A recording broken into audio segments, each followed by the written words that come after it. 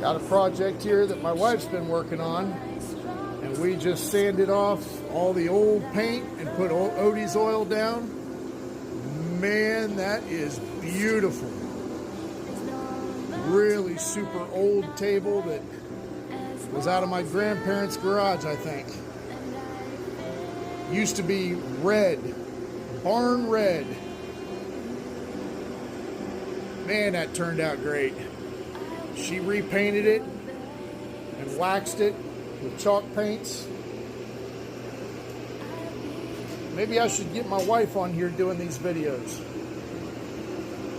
She does a good job with this stuff too. Like and subscribe. Thanks for watching. Oh, and go buy you some Odie's oil. Stuff is great.